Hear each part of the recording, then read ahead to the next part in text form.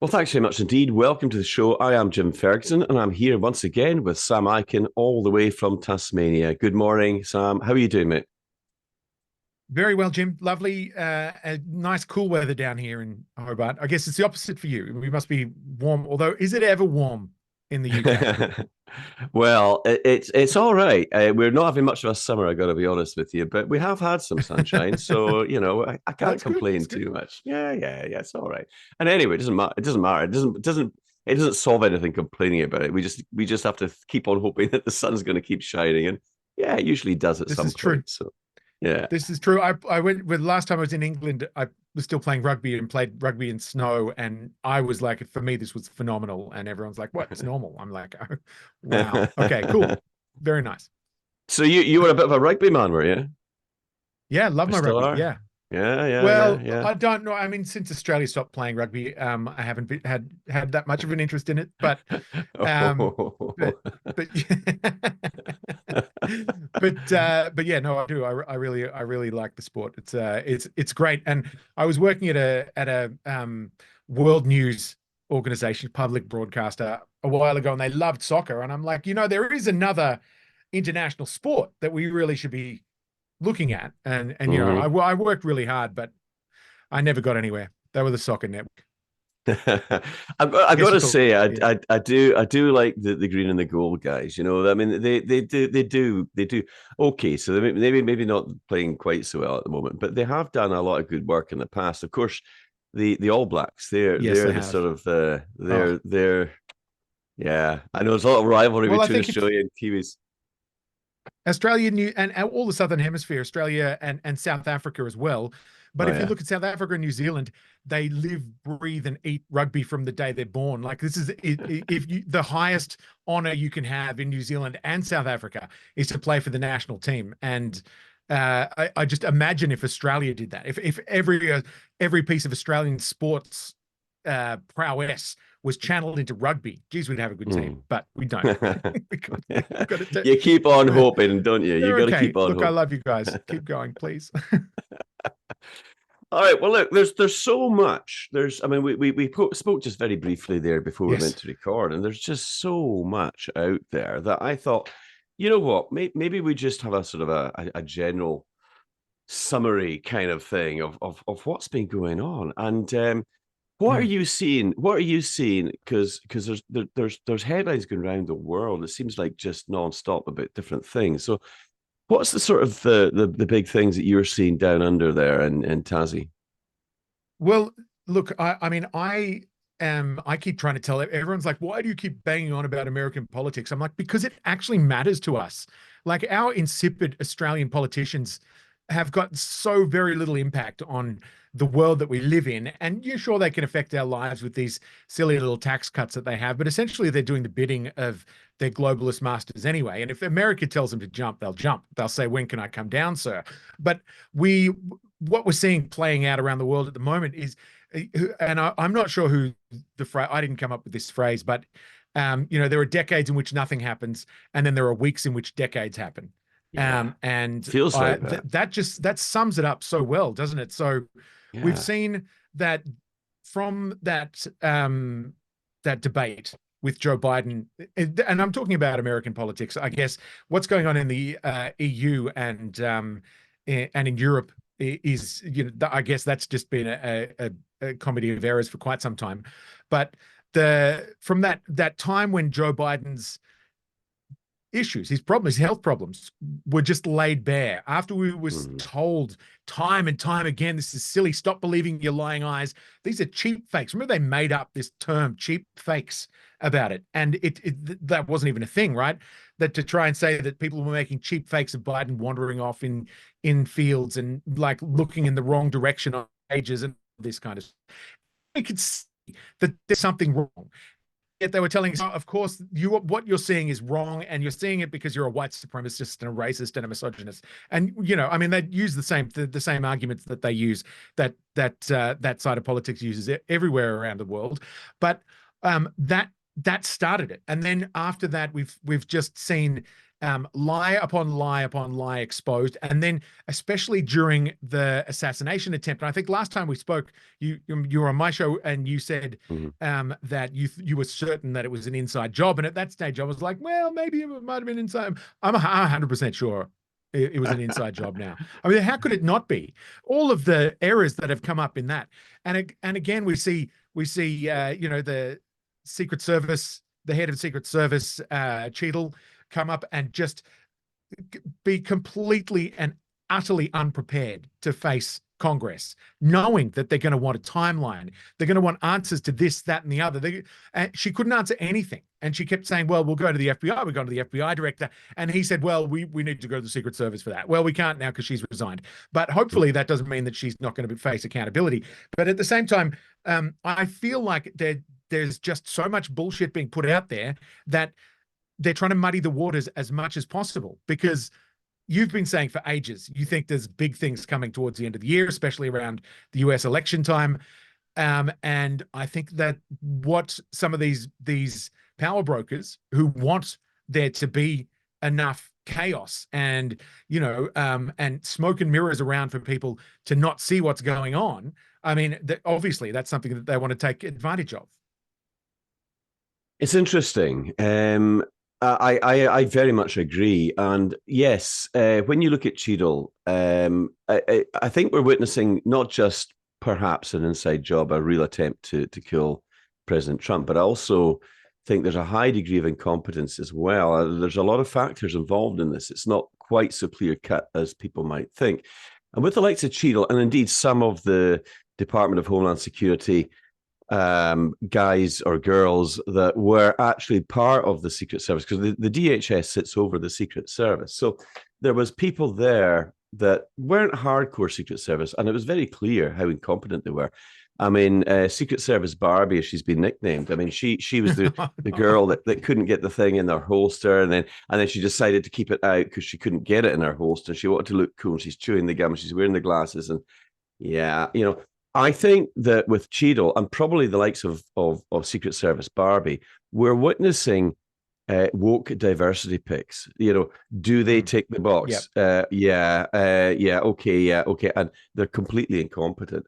For Cheadle to have appeared so unprepared, I think just goes to show that they're picking all the wrong people for these really important posts, and that nearly cost Donald Trump his life. And Well, and that was my first thought, though, Jim, was that this could easily be explained by DEI, and they haven't chosen people on merit, and they've ended up this is the end game. This is how it ends up.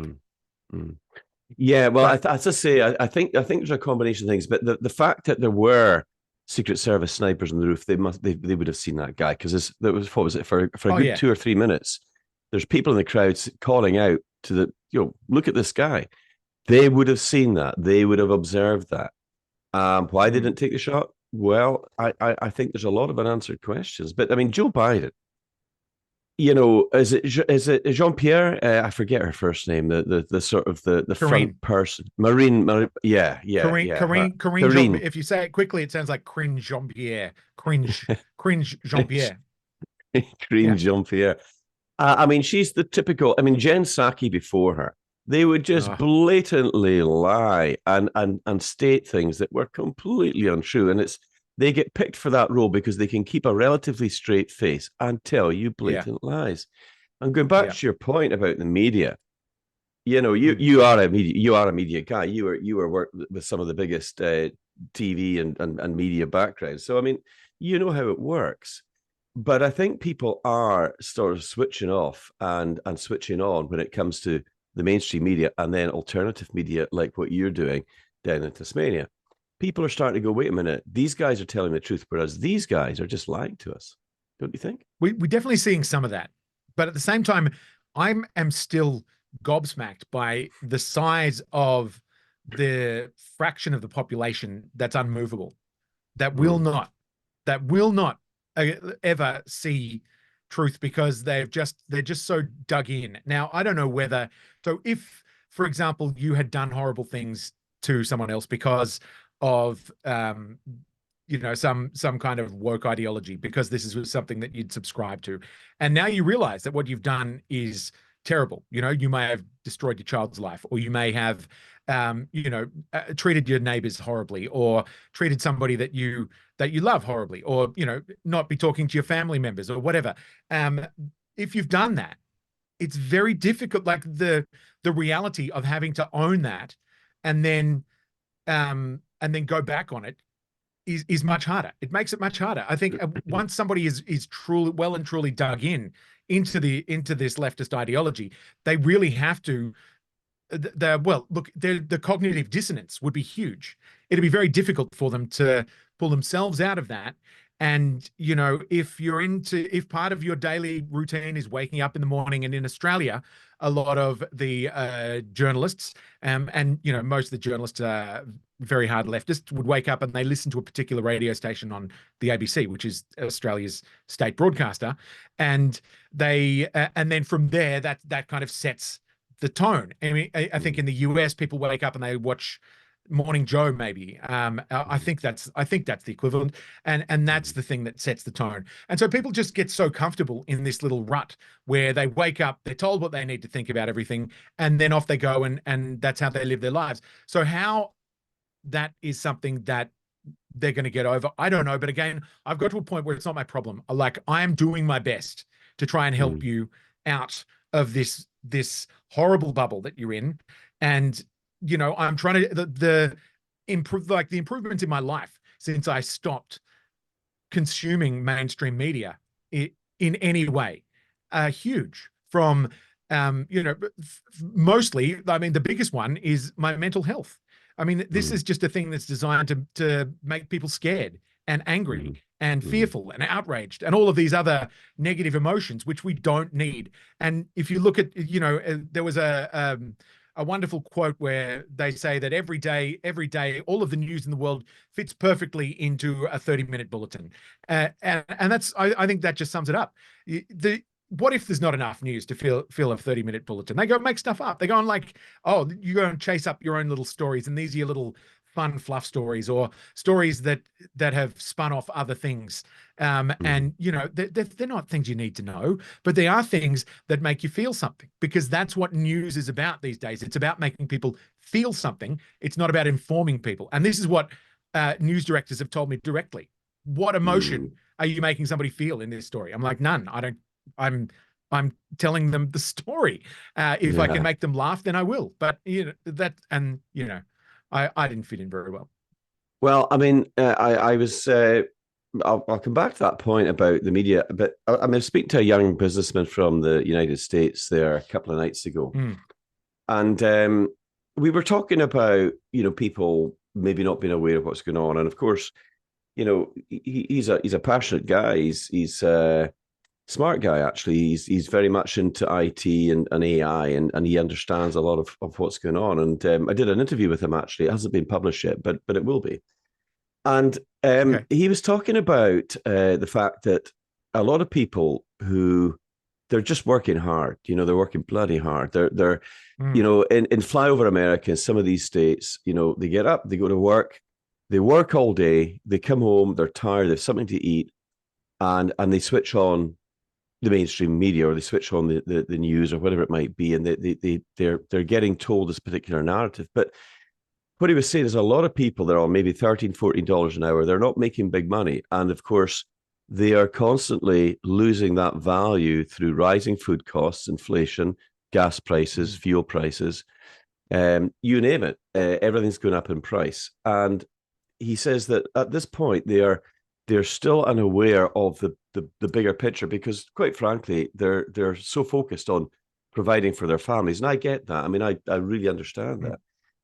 But as I said to him, there's bound to come a tipping point where they start to get so impacted that they go, wait a minute, this wasn't like it was 3, 4, 5, 6, 10 years ago. There's something really not going on. And when it gets to the point where it starts to hit them in the pocketbook, where it starts to affect them being able to feed and provide for their families, that is when you might find that people, not just in the United States, but people all around the world, because we're all in the same boat, actually. And I found that out when I started to engage with people all around the world and all these Zoom calls that I set up, 7, 8 Zoom calls a day. It was hardcore 7 days a week because I had to work weekends as well just to fit in with different time zones and different people. And I Yeah. think that there is a great awakening taking place, but it's happening in stages. And yes, going back to your earlier point about media, I mean, here in the UK, we've got the BBC, we've got Sky News, we've got GB News. Yeah. And I sometimes do just put it on just to see what the hell they're saying, because you can almost be guaranteed that they will be playing along with the globalist narrative every single time. And it amazes me sometimes when they've got a breaking news story in the morning, say at 7 o'clock or 8 o'clock in the morning, and when it gets to 7 or 8 o'clock at night, it's still a breaking news story. It's total manipulation. And this is like to get the people G'd up. This is going back to the point you were making. It's all about generating this sort of emotional response and creating fear. And I just wonder, I've spoken to a lot of people, and I listen carefully to what they say, and made a lot of contacts all over the world. And there's a lot of people who agree that we might be seeing something fairly substantial happening towards the autumn, or around about that time, certainly before the end of the year is out. Quite what that is, I don't know. And I think there's several possibilities, Sam. We've talked about the fact that they're conscripting young men and women in Germany, the Netherlands, the UK. Why are they doing that? Well, probably because they're going to have a war. That's why you start calling people up, or drafting people, as they sometimes call it in certain places. We're seeing the mainstream media talking up, and the likes of the World Health Organization talking up H5N1 bird flu, avian influenza. It's in the milk, it's in the eggs. You've seen the egg prices affected in Tasmania, haven't you? Oh yeah. Or its Yeah, availability, definitely. anyway. And well, like you still, if you don't get in there early enough, there's nothing left. Luckily, I buy the free range eggs, which Mhm. because I don't mind paying a little bit extra, but they're the only ones that are left by the time I get there. All of the cheap ones are all gone. But I also I don't I've got, like you were saying before, I have compassion for people who are stuck in the loop and haven't been able to pull themselves out of it, because this is something that's been done to them. It's not Mhm. something that they've chosen. I think No. it's and at the same time they're working full on to fulfill their role as a provider for the family, and so they've got no time to look into this kind of thing. And if they do, then that might impact their employment. All of Well, these kind of that's right. things are just, and so yeah. But I do hope that we are seeing an awakening. But when you say there's going to be an event, I'm very interested to see what I mean. What like, for an example, are we talking about another pandemic, or something along those lines, or another 9/11 style terrorist attack, or something it's obviously going to be something that's going to have massive waves. There's Could that have been the assassination of Trump, which didn't happen?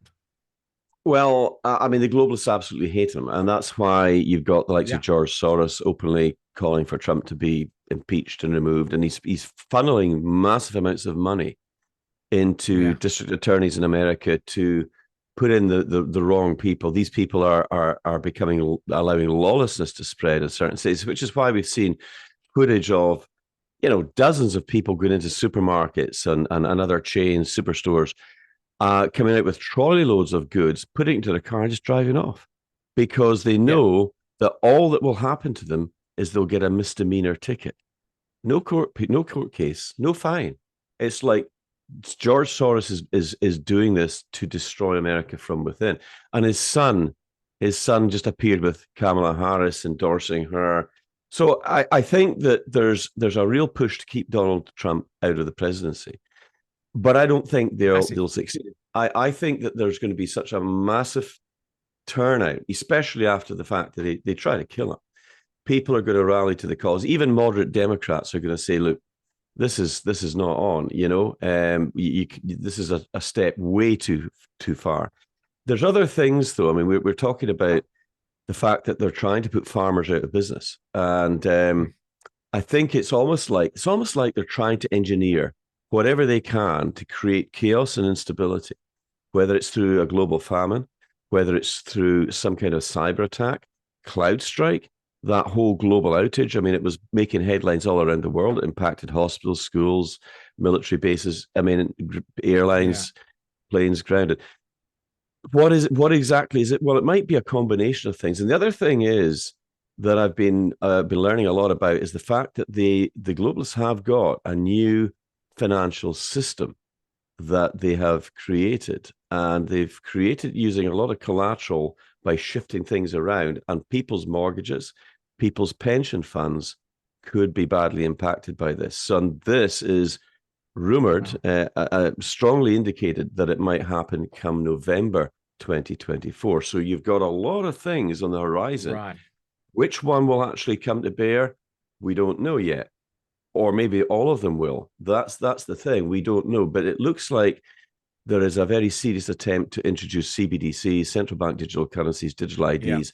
I've just had a communication sent to me from somebody in Canada regarding the European Union, and they are now preparing to roll out this vaccine passport and enforce it. Well, why are they doing that? COVID's no longer a thing. Well, they're probably doing it because they're gearing up for another pandemic, Whatever's and next. it Yeah. well, whatever, Okay. you know. So that's kind of where my thinking is, and so we don't know exactly, and you can't prepare for everything. But what you can do is you can get on board with you and I on FTI, Freedom to International, and you can start to look at the kind of articles that we're writing, the kind of posts that we're putting up, and the kind of training that we're suggesting people undergo, because Yeah. that will give people a little bit of confidence. When you're prepared, you're no longer scared, even if you've just got a little bit put by. You've made an emergency fund. You've got some food. You've got some water. You've got some things, and that's the short term. Then you need to start thinking about the medium term and the long term planning, and that can be pretty complex. But once again, Mm. we're taking people through the beginner stages to the intermediate stages to the advanced stages. And I've written 3 books. I've written 3 books in the last 13, 14 months. They've not been published. The reason for that, by writing those books, was to put up some very detailed thinking onto the kind of things that we're talking about onto Freedom to International. So our subscribers are getting access to all of that for their subscription. So we're trying to encourage people, just like you, trying to wake people up, trying to get people on board. But you know, you made an interesting comment, and I'm going to go back to that in a minute. You said you can't save everybody, and that's true. And if you try, it's like this. I'm gonna give you this analogy, and then I'd love you to hear what you think about this. You know, if you're flying, you get the air attendants doing all of this with their seatbelt buckles, and this is how you do it. You know, and then they tell you if there's an emergency, the oxygen masks will come down out of the canopy, right? And you must remember, put them on yourself first before you try to help somebody else. So Yeah. what we're saying to people is, if you're not in a position to survive whatever's coming, to keep your family safe and to provide for them, even in the most dire circumstances, how are you going to save your neighbor? How are you going to save your extended family? Well, you're not. So you need to take care of business at home, first of all, before you can help too many other people. What do you think? Absolutely. I think that, look, I think we do need to be uh, looking for solutions. I think solution, like it's all fair and well for us to be banging on and complaining about this and that and the other, but I think the most important thing you can do is to help people to find ways out of it and to show them how they can get around um, all of the traps that we're being that are, you know, being laid out for us. It's Yeah. I think it's interesting too when you were saying before about you know, George Soros and the influence that he has in the US, and the, you know, just the destruction. The destruction is obviously the goal. The destruction Mhm. isn't just a byproduct. It isn't something that's just happening. That's what they want. They want Mhm. the destruction of the Western society. And you do Yes. that by you know, uh, reducing morals, taking away morals, or changing them to, you know, to be, or encouraging degeneracy, I suppose, Mhm. reducing um, the law, you know, reducing the what do you call law and order by, you know, Law and and order. making, Yeah. just generally taking away all of the things that we use, that we associate with the civilization. And you can see that this is something George Soros's open societies are causing massive problems are all around the world. And then you see Joe Biden banging on all the time, and everyone in the Democrats over and over again about this Project 2025. With this very scant details about Project 2025, and the people who are behind it are, they do have their heart in the right place. They're not trying to destroy society; they're trying to free it up. And the problem that a lot of these places have is that they're trying to undo a lot of the stuff that this Soros influence has, but the influence that they have is minuscule compared to what Soros has, and compared to what Zuckerberg and a lot of the other big players in the world that are trying to influence these elections are having. So, I think it's pretty rich too that they're just banging on, Project 2025 is going to outlaw puppies, or Project 2025 is going to make it okay for people to turn through, go through red lights. All of these different, like, ridiculous things that they're coming up with makes no sense. But I would like to see people kind of wake up to that as well. And sure, Project 2025 may have things in it that you don't like, but the fact is that's nothing compared to what's happening from the other side. Nothing. And I suppose the other big thing about trying to get the message out, trying to wake people up, is that if you go onto any other platform, Facebook, YouTube, I don't know, quite a lot of the others, but Facebook and YouTube are very, very heavily censored, and you don't have to do or say very much to get the book thrown at you. And then when they do that, you'll either get a strike or you'll get a warning, and then you've got to go through the diversity training to get that warning lifted. I got a warning. I put up an interview about unity between different various groups. It was a very positive message. There was nothing problematic, and they took it down, and they took it down because, well, they didn't like that message of unity. And I got a warning, and they said, if you want to appeal it. I thought, that's a joke. Yeah, sure, we're going to appeal that. They're like, and then they said, well, you can have the warning removed, but you got to go through all this diversity training. I thought, So I mean, at the end of the day, X is the only real platform, and the only reason that you and I are here, the only reason that we met, the only reason that all the things that are happening around our respective channels is thanks to Elon Musk. And I just wish he'd buy over YouTube. I really, if Elon Musk is out there, and I know you'll be watching this, Ellen, but I mean, if you're out there and you're watching this, do me a favor, just God, just make them an offer, and take out YouTube. I mean, there's a lot of advertising around you. You'll love it. I just buy it and then delete it. Do that to Facebook. I'd love it because I've got some friends. Facebook turns people into just awful people. I don't know. I can't stand it because I'll go on there. I've got so many friends. I was on it since 2007 or whatever when it first came out, and I've got I know my ex-wife lives on it, and she uses it to put photos up all the time of how good life is. And, I think she uses it as a way of storing photos, but publicly, like, you can store them somewhere else. Right. Mm-hmm. And it's this. So we didn't like politicians because they were false, because there was something that wasn't trustworthy about them, because they were so inauthentic. Now everyone's a politician because you're on Facebook and you want everybody to see this. Look how much fun we had on the weekend. We went here and we went to a beehive, and then we were on a boat, and everything is just so good. And meanwhile, if I'm your friend, I want you to tell me, I want to know the truth. I want to know the real gritty details. What are you struggling with? Help me to help you. I couldn't care less about all of this. But it's easy for people to look at that and then get caught in this kind of this mindset where they feel inferior because everyone else is having so much fun. Oh, I didn't go on a boat. I can't get a boat. Or, and I can't stand it. So I try to steer clear of it, but I'd love him to go on and buy something like that and delete it. But if you look at the influence that Google has, Google is far more nefarious. They own YouTube and everything these days. Like, Google is it's so ingrained in our society that they can manipulate elections by just a couple of lines of code here and there, by just putting out don't forget to vote today. If they do that to 100% of people from one side and just 50% from people to the other side, that's been proven to be able to swing whole states. That's had a massive effect. And so they can, and there's a guy, Dr. Robert Epstein, who used to work for them a long time ago. He's since spent his whole life trying to wake people up to it. And you can follow, I think it's Tech Watch Project on Twitter is the Twitter handle to go and watch. But they just the influence, the mind control, it is literally mind control that they have of people and how they can change things. And just in like you start typing something, type Donald Trump, and then the suggestion that comes after him, before you hit search, that can make a huge amount of difference to things as well. So yeah, it's I think people really need to start to wise up to these kind of things. And there's going to be people that we can't reach, but we do our best. Do you think it's possible that the globalists could lose control of any of those situations that we've kind of sort of described?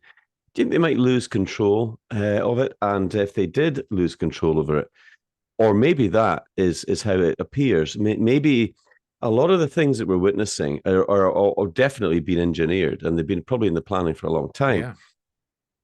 But I wonder if they are potentially going to overplay their hand. I think that there's a danger they may overplay their hand and unleash consequences that they like the attempted assassination of Donald Trump.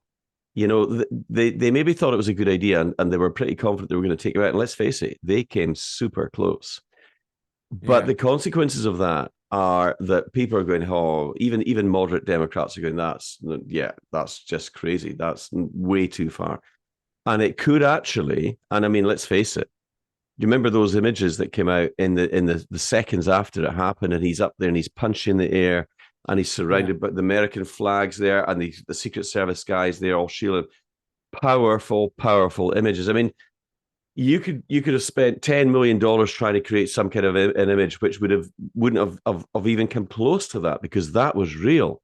And I can't see how he can fail unless they do something like another lockdown or something crazy like starting a war, because that could certainly affect it. But I mean, once again, that could unleash a whole gambit of other situations that could actually lead to their downfall, and they're desperate to maintain control.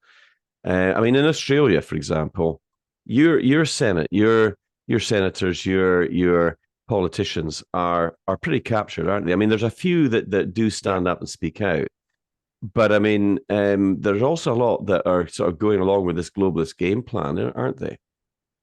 So much, so many. And I think our Liberal Party is like your Tories. They are so the Liberal in Australia. So it's all back to front. Liberal is the Conservatives, and Labor are the not Conservatives, the opposite. But the Labor Party is essentially the unions. It's like, the Labor Party is to unions as Sinn Féin is to the IRA. Essentially, that's how I like to describe it. But we've got this Liberal Party who are supposed to be, all the conservative Australians vote for them because they're like, well, that's a Conservative Party, everyone's voted for them.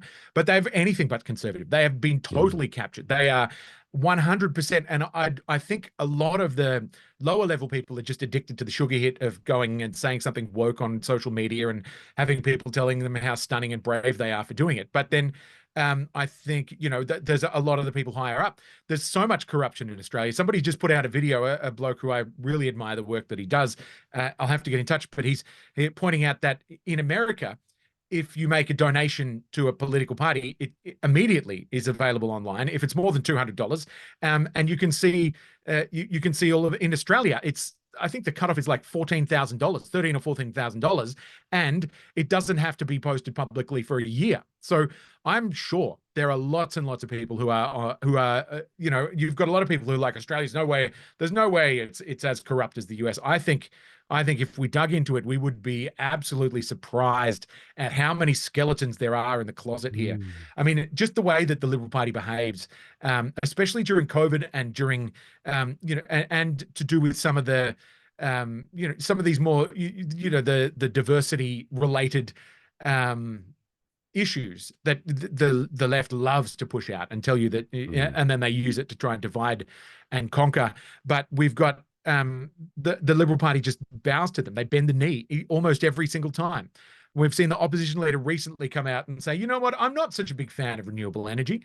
And so he's starting to push nuclear. And that, that was a good great idea. But at the same time, too little, too late, buddy. Your party has done so much damage, and our country has just been so badly broken. And I think that we need to have a resurgence of patriotism, people who love their country. And I think, Australia's always been a little bit downplayed in that. We've always been a little bit quiet. We're not big flag waving, USA, USA kind of people. That's the way the US does it.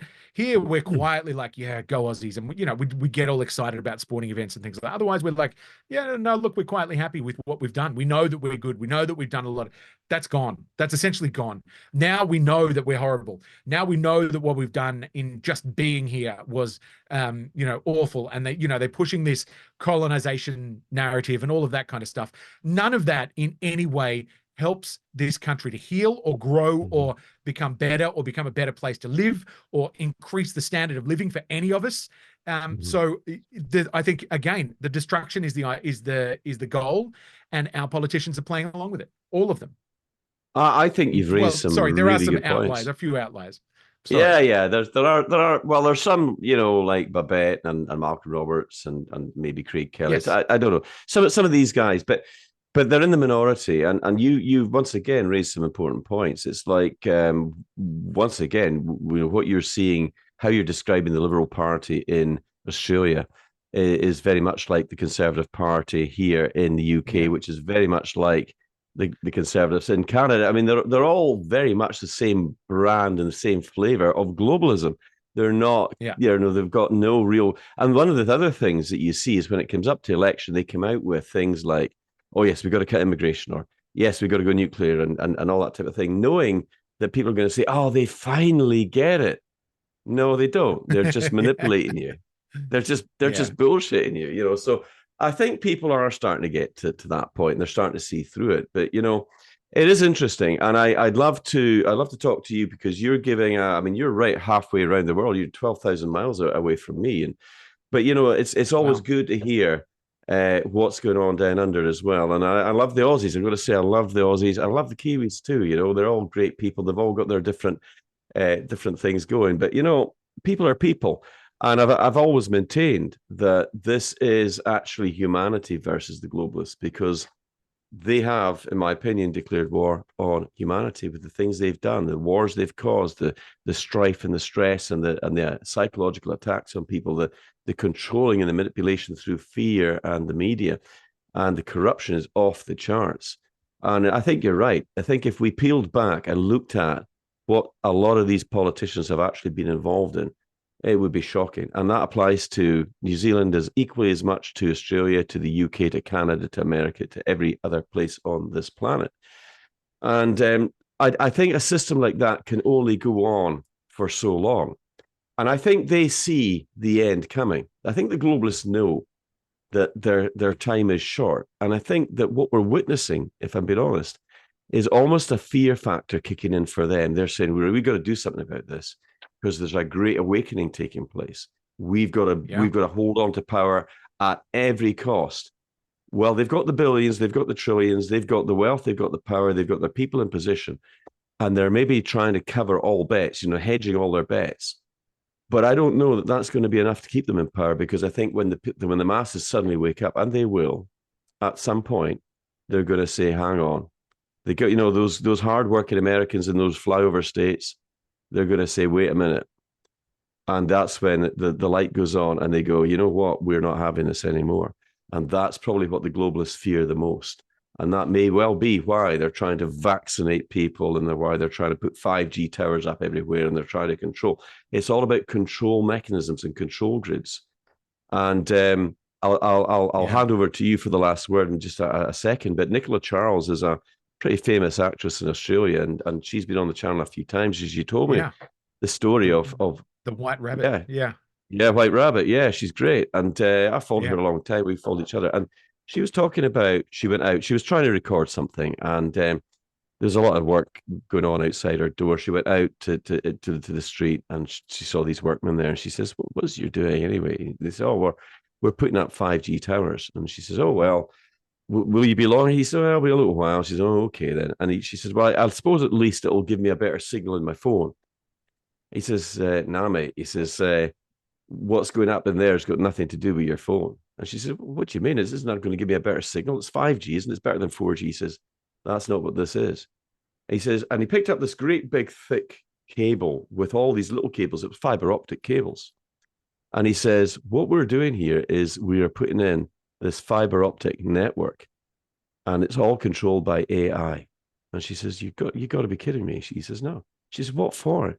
He says, it's all part of a global surveillance network that's going to be controlled and run by artificial intelligence. And he says, it's got nothing to do with your phone. So, you know, that's I think a way for us to bring the show to a close. That's maybe going to get a lot of people thinking, but I always give my great guests the last and final word, and I'm going to do exactly the same with my buddy from Tasmania. Sam, the floor is yours for the next 2-3 minutes. Say whatever you want to say. Well, look, I think I didn't answer your question before when you were talking about the control, and obviously they've lost control. I think maybe they still control a lot of significant things, but they can lose control enough. Firstly, Trump was elected in 2016. That was a loss of control, massive one. Secondly, they tried to kill him, and that didn't work. And not everything is related to Trump, of course. I mean, you've got a lot of things that are not going their way. A lot of elections where enough people are standing up and saying no, and that's all it takes is enough people to stand up and say no more. That's it. No more. You guys cannot control us anymore.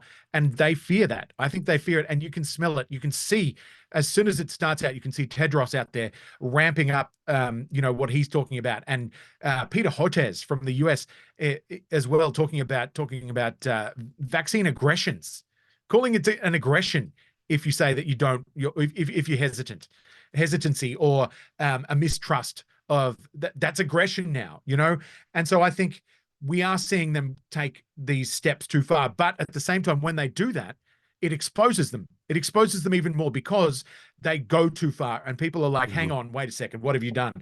When they're doing it incrementally, when they're doing that Fabian style, the slow burn where it's something that obviously they've been working on for decades. Now they need it to finish quickly. And they're making mistakes and they're making it too big. So I think, and I hope, and I really do pray, and I'm not even religious, but I pray, and I certainly, have a lot of religious friends, and I very much value the power of positive thought and prayer.